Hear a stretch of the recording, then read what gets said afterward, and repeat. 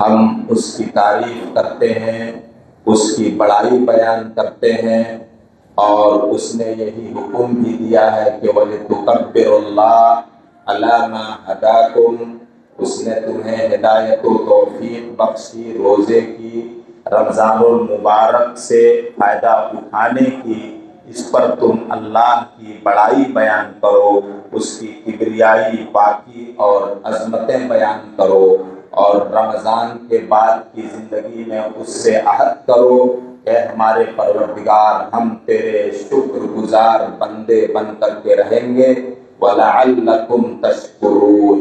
یہ ساری سہولتیں، آسانیاں اس لیے عطا فرمائی تاکہ رمضان المبارک میں تم اپنے آپ کو آئندہ 11 مہینے کے لیے ٹرینڈ کر کے اس کے شکر گزار بندے بن کر کے زندگی گزار سکو، جس نے یہ سارے احسانات ہم پر کیے، کرم فرمائے۔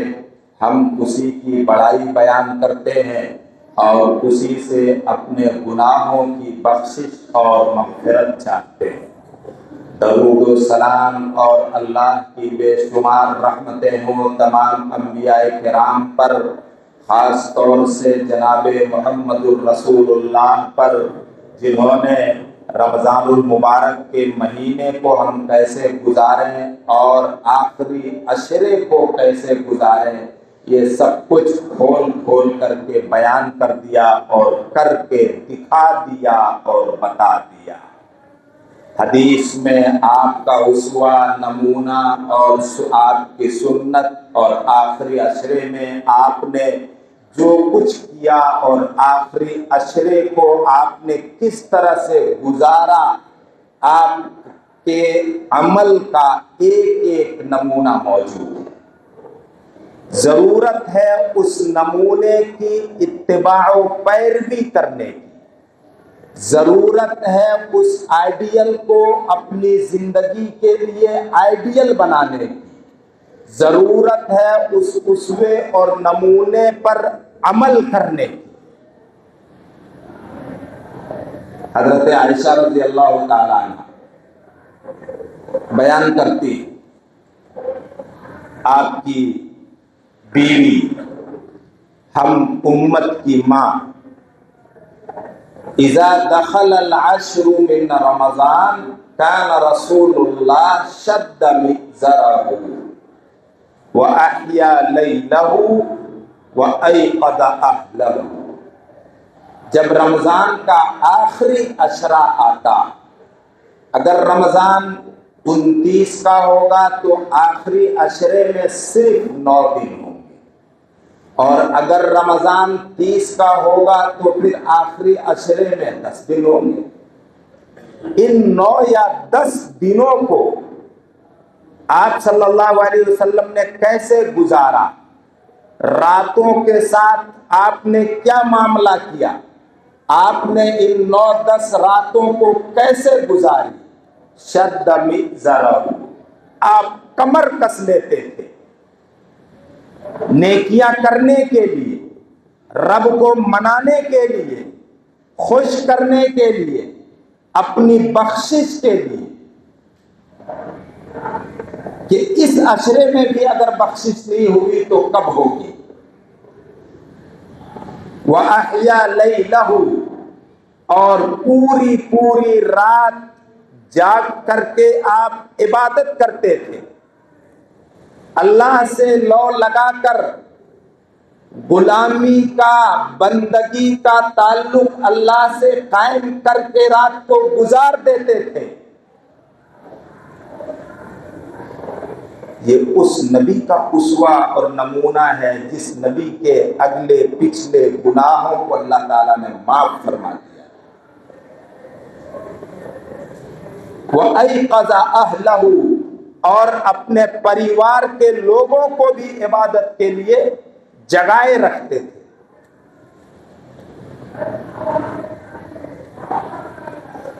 دوسری روایت، کان رسول اللہ یجتہد فی العشر الاواخر ما لا یجتہد فی غیرہ، آپ رمضان کے آخری عشرے 9 یا 10 دنوں اور راتوں میں عبادت کے لیے جو محنت و مشقت فرماتے وہ بیتے ہوئے 20 دن سے کہیں زیادہ ہوا کرتی. یہ اسوہ اور نمونہ ہے جناب محمد رسول اللہ کا آخری عشرے کے ساتھ کہ ہم ان 9 اور 10 دنوں اور راتوں کو کیسے گزاریں. آج امت نے اپنی جہالت کی وجہ سے نبی اکرم صلی اللہ علیہ وسلم کے اس صاف ستھرے اسوے اور نمونے پر پردہ ڈال دیا. گلی کوچوں کو سجا کر کے لائٹنگ کر کے مسجدوں کی لائٹنگ کر کے اور اب یہ تاثر دیا جانے لگا ہے کہ رمضان المبارک کا آخری عشرہ جس کے رات اور دن اللہ کے رسول عبادت میں گزارتے تھے اب بازاروں کو رونق بخشنے اور گلی اور کوچوں میں گھومنے اور پھرنے اور گلی اور کوچوں کو سجانے کے دن آ گئے. استغفر اللہ معاذ اللہ. کتنا فرق آ چکا ہے. اسی آخری عشرے میں آپ صلی اللہ علیہ وسلم نے اپنی مدنی زندگی میں جو 10 سال پر مشتمل ہے رمضان کے روزے فرض ہونے کے بعد ہر سال آپ نے 10 دنوں کا اعتکاف کیا. ایک سال آپ رمضان میں اعتکاف نہیں کر سکے تو آئندہ سال آپ نے 20 دنوں کا اعتکاف کیا. کیوں؟ تاکہ یہ اس عشرے کے لیل و نہار جو پورے سال کے مقابلے میں سب سے بہتر دن ہے عبادت کے لیے اس میں گزرے اور شب قدر کی تلاش اور شب قدر کی عبادت آسان ہو جائے. اس لیے آپ رمضان کے آخری عشرے میں اعتکاف کرتے رہے زندگی میں. آج اعتکاف کے بارے میں ہم لوگوں کا عجیب تصور اور سوچ ہو چکا ہے کہ اعتکاف کرے سماج کے وہ لوگ جو نکمے ہیں جن کے پاس کوئی کام کاج نہیں ہے جو فالتو بیٹھے ہیں ان کے لیے اعتکاف ہے. معاذ اللہ استغفر اللہ. آپ اپنے ذہن و دماغ میں سوال قائم کیجئے کیا جناب محمد الرسول اللہ صلی اللہ علیہ وسلم کے ساتھ مصروفیات نہیں تھی؟ لوگوں سے ملنا، دعوت و تبلیغ کرنا، اگر باہر سے کوئی قافلہ آ جائے تو اس قافلے کا استقبال کرنا اور اسلامی ریاست اور حکومت کے نظم و نسق کو چلانا، اور اگر خدا نہ خواستہ دشمن کا یلغار اور حملہ ہو یا مدینے پر دشمن کا خطرہ ہو تو یہ سارے مینجمنٹ کرنا جب نبی اکرم صلی اللہ علیہ وسلم سے متعلق ہے. معاذ اللہ آپ کوئی فالتو آدمی نہیں تھے. آج اعتکاف کے بارے میں یہ سوچ ہو چکا ہے. کتنی اہم عبادت ہے. اعتکاف کے معنی ہی ہوتا ہے اپنے آپ کو بند کر لینا، روک کر کے رکھنا. کس لیے؟ اللہ کی عبادت کے لیے. گویا اللہ اعلان کرتا ہے جب رمضان کا آخری عشرہ شروع ہوتا ہے، اے میرے بندو تم 5 نمازوں کے لیے مسجد آتے ہو، نماز پڑھ کر کے چلے جاتے ہو، تمہیں اجازت ہے جا سکتے ہو، لیکن اپنے سال کے کچھ دن ایسے نکالو کہ مسجد میں آؤ اور مجھ سے چپک جاؤ، میری عبادت کو اپنے اوپر لازم اور ضروری قرار دے لو، جو اعتکاف کی روح ہے. دنیا سے کٹنے کا نام اعتکاف ہے. دوسروں سے تعلق کاٹ کر کے رب سے تعلق قائم کرنے کا نام اعتکاف ہے. جن کو اللہ تعالیٰ نے توفیق بخشی وہ دنیا سے کٹے ہیں، اپنے کام کاج سے کٹے ہیں، اب اپنے دوستوں اور یاروں سے کٹ کر کے آپ رہے، آپ موبائل کے فتنے سے کٹ کر کے رہے۔ اگر آپ نے موبائل اپنے ساتھ اعتکاف میں رکھا اور دوستی اور یاری کے تقاضے آپ نبھاتے رہے تو آپ بڑے گھاٹے میں ہیں کہ آپ نے اپنے کام کاج کو بھی چھوڑا اور اللہ کے گھر میں اعتکاف کے نام پر بند ہو کر کے بھی آپ نیکیاں نہیں کر سکتے۔ اور جن چیزوں سے اللہ نے بچنے کا حکم دیا اعتکاف کے نام پر، ان چیزوں سے آپ نہیں بچ سکے۔ تھوڑی سی قربانی دیجیے۔ سب قربانی دیں، اعتکاف کرنے والے بھی اور اعتکاف کرنے والے کے دوست و یار بھی۔ رات کے سناٹے میں ملنے کے لیے آتے ہیں، ملنے پر کہہ دیتا ہوں کہ اپنے سر کیوں گناہ لے رہے ہو ان کا اعتکاف خراب کر کے؟ کیا اگر تم 9-10 دن نہیں ملو گے تو تمہاری دوستی پھیکی پڑ جائے گی کیا؟ قطعاً آپ ملنے نہ جایا کریں اعتکاف کرنے والوں سے۔ اعتکاف کرنے والوں سے آپ ملنے گئے تو ان سے زیادہ گناہ آپ کو ہوگا۔ آپ گئے کیوں ان سے ملنے کے لیے؟ اپنے آپ کو اللہ کی عبادت کے لیے فارغ کیجیے۔ جب آپ عبادت کرتے کرتے تھک جائیں، آرام کی ضرورت ہو تو آپ آرام کیجیے۔ اپنے خیمے سے بغیر شدید ضرورت کے پیشاب پاخانے کی حاجت، نماز کی ادائیگی، نہانے دھونے کی ضرورت، اس کے علاوہ آپ اپنے خیمے سے نہ نکلیں، ورنہ پھر خیمہ لگانے کا مطلب کیا رہ جائے گا۔ اسی آخری عشرے میں شب قدر ہوتی ہے، جس رات اللہ رب العالمین نے، جس رات کو اللہ تعالیٰ نے اپنی کتاب اتارنے کے لیے نازل فرمایا۔ نبی صلی اللہ علیہ وسلم نے ہمیں بتا دیا کہ میری امت کے لوگوں، تمہاری عمریں 60 اور 70 کے بیچ ہوں گی، وَأَقَلُّهُم مَّن يَجُوزُ ذَلِكَ، اور تم میں بہت تھوڑے لوگ ایسے ہوں گے جو اس ہنسا کو، اس سنکھیا کو، اس عدد کو کراس کریں گے۔ دوسری امتوں کے مقابلے میں تمہاری عمر بہت تھوڑی ہے، لیکن اللہ تعالیٰ نے تمہیں ایک رات رمضان کے آخری عشرے میں ایسی دی ہے کہ اگر اس ایک رات کو خلوص کے ساتھ جناب محمد الرسول اللہ صلی اللہ علیہ وسلم کی سنت کی اتباع و پیروی میں اپنے گناہوں پر نادم اور شرمندہ ہوتے ہوئے اپنے رب کو تم نے منا لیا، تو اس ایک رات کی عبادت، اس ایک رات کی دعا و مناجات 1000 مہینے 83 سال 4 مہینے سے بہتر ہوگی۔ یہ خصوصیت تم سے پہلے کسی نبی کی امت کو نہیں دی گئی۔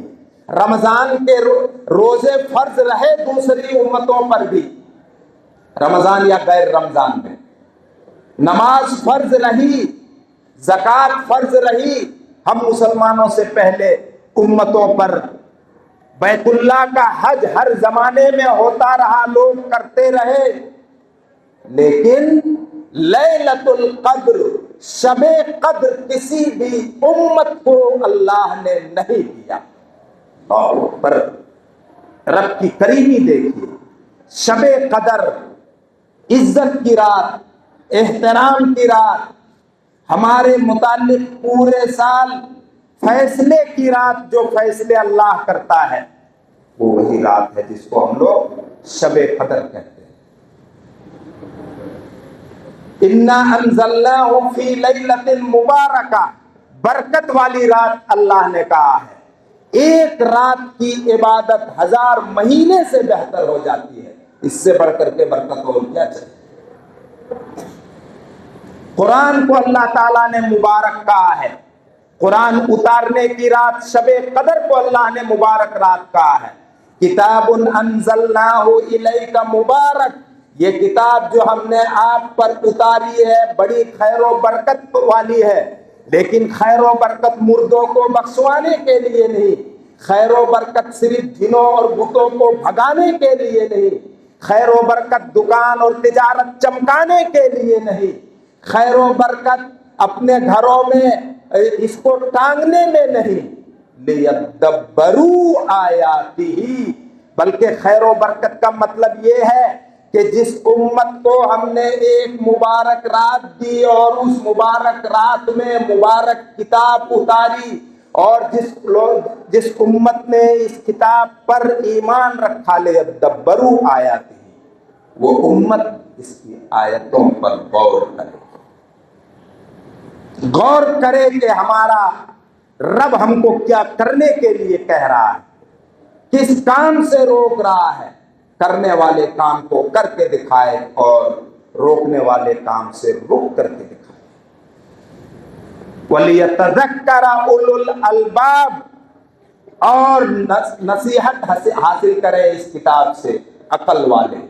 ان لوگوں کو اللہ نے عقل والے کہا ہے جو لوگ اس کتاب سے نصیحت حاصل کرتے ہیں۔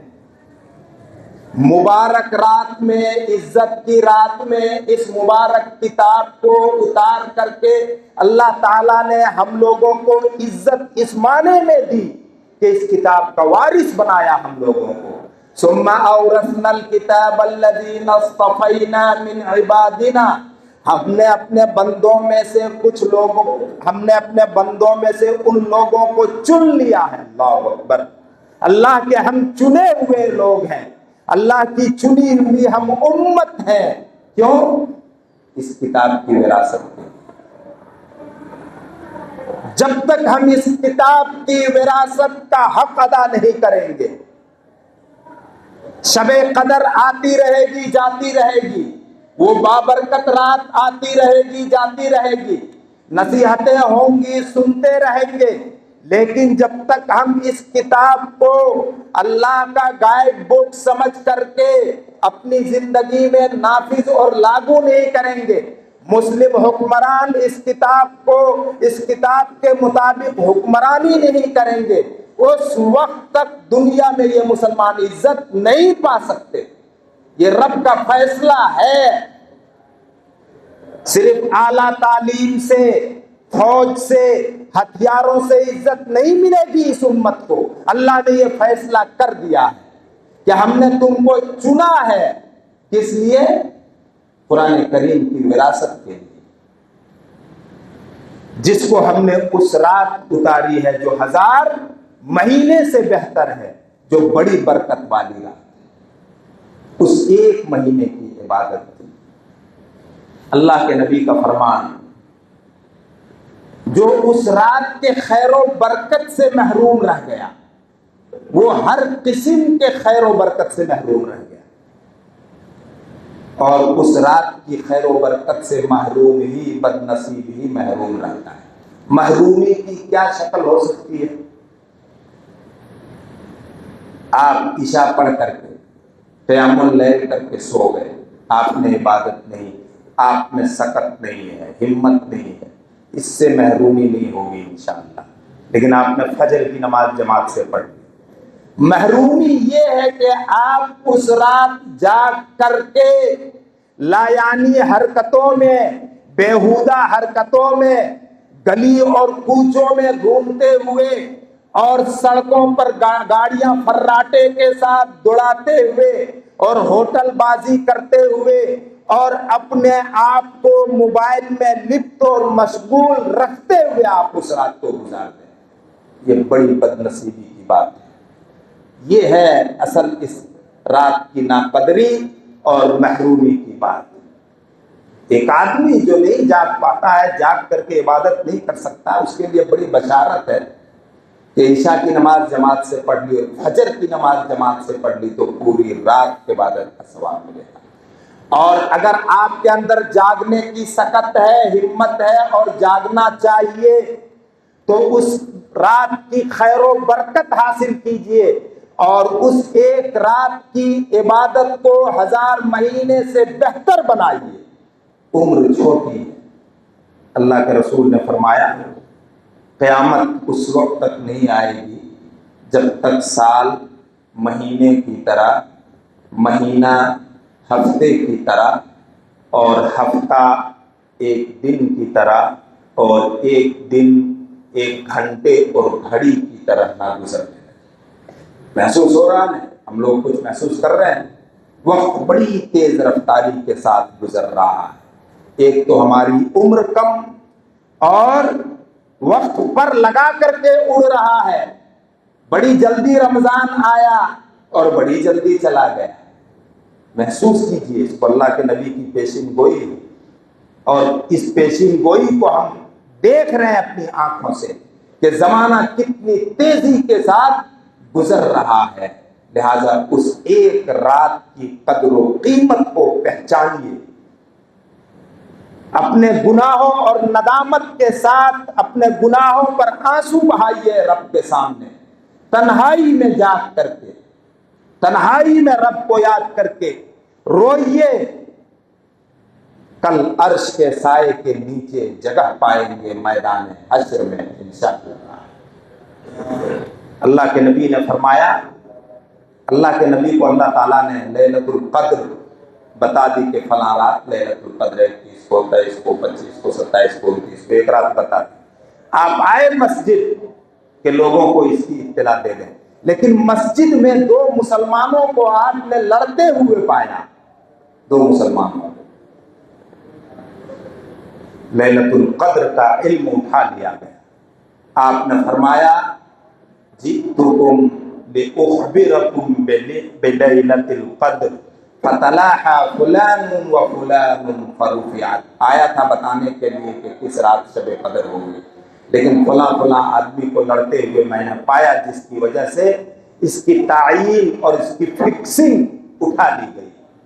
وَعَسَىٰ أَن يَكُونَ ذَلِكَ خَيْرًا لَكُمْ، اسی میں تمہاری بہتری ہے، تاکہ ایک رات کا اجر و ثواب پانے کے لیے، لیلۃ القدر پانے کے لیے 5 راتیں 4 راتیں ایکسٹرا جاگ کر کے عبادت کرو۔ جھگڑا بڑی منحوس چیز ہے، چاہے مسجد میں ہو مسجد سے باہر۔ مسجد میں تو اس کی سنگینی اور خطرناکی اور بڑھ جاتی ہے۔ اس لیے اللہ کے رسول صلی اللہ علیہ وسلم نے فرمایا انا زعیم ببیت فی ربض الجنہ من ترک المراء ولو کان محقا، میں اس شخص کو جنت کے اندر محل کی ضمانت اور گارنٹی دیتا ہوں جو حق پر رہتے ہوئے جھگڑا کرنا چھوڑ دے۔ حق پر ہے، 100% حق پر ہے، اگلا حق نہیں دے رہا ہے، لڑنے کی ضرورت ہے، لیکن حق پر رہتے ہوئے جھگڑے کو چھوڑ دیتا ہے، تو میں ایسے برداشت کرنے والے، ایسے صابر اور ایسے صبر کرنے والے مسلمان کے لیے میں جنت میں محل کی بشارت اور خوشخبری عطا کرتا ہوں۔ بس کچھ دن رہ گئے، راتوں کی قدر و قیمت کو پہچانو کہ اللہ کے رسول صلی اللہ علیہ وسلم نے آخری عشرے کی راتوں کو کیسے گزاری ہے۔ یہ لائٹنگ دیکھ کر کے، یہ چمک دمک دیکھ کر کے، بازاروں کی رونق ہم نے بڑھائی ہے، ہماری ماں اور بہنوں نے بڑھائی ہے۔ یہ نہیں سمجھنا کہ رمضان بڑا اچھا گزر رہا ہے۔ یہ زمانے کے فتنے ہیں، فتنے، یہ وہ فتنے ہیں جس سے ہم بے عمل ہو رہے ہیں، دین سے دور ہو رہے ہیں، سنتیں ہم سے چھوٹ رہی ہیں اور بدعتیں ہم سے جنم لے رہی ہیں۔ یہ وہ فتنے ہیں۔ اللہ تعالی ہم سب کو ایسے تمام خرافات سے بچائے، نبی اکرم صلی اللہ علیہ وسلم کی سنتوں پر عمل کرنے والا بنائے۔ اللہ تعالیٰ اپنے فضل و کرم سے ہماری نیکیوں کو قبول فرمائے، روزوں کو قبول فرمائے، قیام اللیل کو قبول فرمائے، تلاوت قرآن کو قبول فرمائے، اور جو رمضان کے کچھ ایام رہ گئے ہیں اللہ تعالیٰ اپنی رضا پر چلتے ہوئے ان کو گزارنے کی توفیق عطا فرمائے۔ بیماروں کو اللہ تعالیٰ شفا اور تندرستی عطا فرمائے، پریشان حال لوگوں کی پریشانیوں کو دور فرمائے، جو معیشت اور روزی کی تنگی میں مبتلا ہیں اور فقیری اور محتاجی کی زندگی گزارتے ہیں، اللہ تعالیٰ ان سب کی سمسیاؤں اور پرابلم کو حل فرمائے، اور اللہ رب العالمین جو غنی ہے اپنے سوا ہم سب کو کسی کا محتاج نہ بنائے، اور پوری دنیا میں اللہ رب العالمین امن و شانتی کا دورہ کر دے، اور ہم سب کو اور پوری دنیا کے مسلمانوں کو حقیقی عید کی خوشیاں امن و امان کے ساتھ نصیب فرمائے۔ بارک اللہ لنا ولکم فی القرآن الحکیم ونفعنا وإیاکم بالآیات